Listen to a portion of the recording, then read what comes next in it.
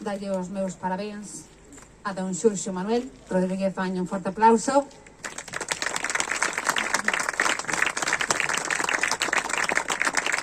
Como non Xurxo, que preparado co corno, toca peixe aí. Moi ben, forte aplauso.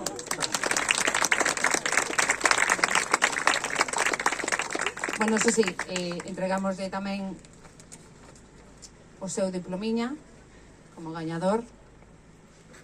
Entreguémoslle tamén o vale de 100 euros para invertir no comercio local ou na hostelería. Aquí tes o seu agasallo de libros e, como non, mandes ler o teu poema.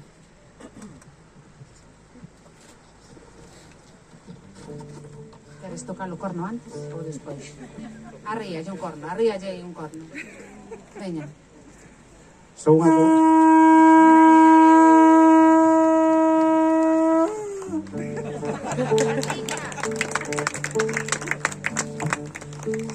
Ben, quero dedicar este poema, de verdad, a Antón Zapata, porque é un pequeno alter ego que fago en Camelle sempre todos os veráns. Tamén a Urbano Lugrís, porque é outra inspiración deste poema, e a Carmiña, que sempre que estou no cantil maturra pa que voe, non pa que caia. E como non, a miña nai e o meu pai, que está arriba, e a miña nai está aquí. Vou con él. Antón. Baixou o mar cando a noite vestía escamas de cobre. Non levaba espada, nin cruz, nin bandeira. Levaba unha lanterna feita co brillo dunha estrela. Coñecía os camiños que as cartas náuticas esqueceran. Sabía onde dormían as correntes, onde as áncoras botaban flores, onde os peixes transparentes guardaban a memoria dos homes. Nas profundidades, en Camelle, hai un porto sen marea, un peirao de color azul, de coral azul, onde repousan todos os barcos perdidos que agardan coa mesma paciencia coa que medran os coídos. Ali chegou Antón. As sereas aladas calaron o seu canto, porque recoñeceron nos seus ollos a antiga luz dos faros. Os polvos abriron devagar os grandes libros da auga, escritos con tinta de lura sobre follas de sal e espuma. Entón apareceron eles, mariñeiros de todas as idades, homes que o océano gardara como a quen agocha a palabra querida.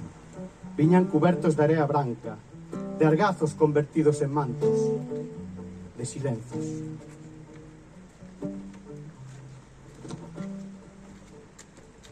Ninguén preguntou nin día nin hora. No profundo mar, o tempo aprende outro resollar. Un deles apertaba aínda o firme temón da súa dorna. O outro conservaba no peto o anaco de pan que levara da casa. Estaba mollado. Outro sorría, porque os afogados xa non temen sorrir, porque esqueceron o medo. As sereas rodeáronos, tecendo cos cabelos unha ponte líquida, unindo a lembranza entre os 12 soños. Cantaban en idiomas que só comprenden o vento do nordés e as vellas baleas. Antón ergueu a lanterna e soprou a buguina.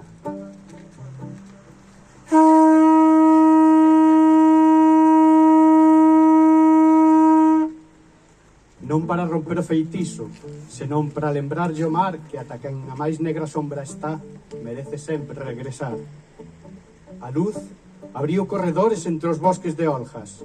Os corais convertéronse en fiestras abertas, as medusas en farois transparentes. Os conjros apartáronlles as súas longas noites negras. Mesmo dos seus pecios ergueron as cabezas de madeira os barcos, como degoirando regresar ao porto. Non subían, era o propio mar quen os elevaba. Cada onda era un chanzo, cada burbulla unha campá diminuta, cada peixe unha estrela aprendendo a nadar cara ao ceo. E rexo Antón camiñaba adiante. Ás veces parecía un home, ás veces o fado, ás veces un mascato feito de luz salgada. Ao pasar contra as sereas, xunto ás sereas, elas inclinaron a cabeza, pois o amor non retén, devolve. Cando rompeu a última sombra, o horizonte abriu, a de ouro feita, a gran porta. A costa da morte acendeu os dos cantís o faro. As pedras brillaron como a pan recén cocido. Os toxos floreceron co seu lume amarelo. E a terra, a nosa terra, respirou fondamente o nome de cada mariñeiro. Ninguén regresou igual.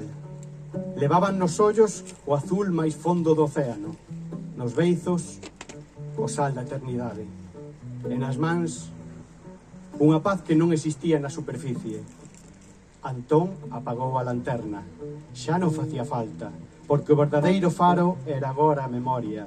E dende aquel día, cando a borrasca couga en camelle e o mar parece soñar esperto, din os vellos que pode verse, entre a escuma e a luz do solpor, un home guiando lentamente a procesión de mariñeiros. E detrás deles, moi ao fondo, as sereas cantan e sorrín sen tristura, porque saben que o mar agarda para sempre aqueles que deron a súa luz máis pura.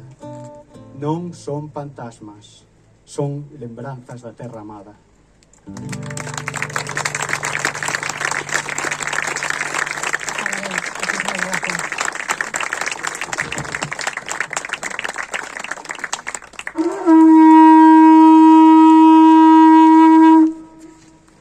Un fuerte aplauso. Muchísimas gracias a todas las personas participantes que se pueden ver. Vale. Natalia. Jonathan, por favor.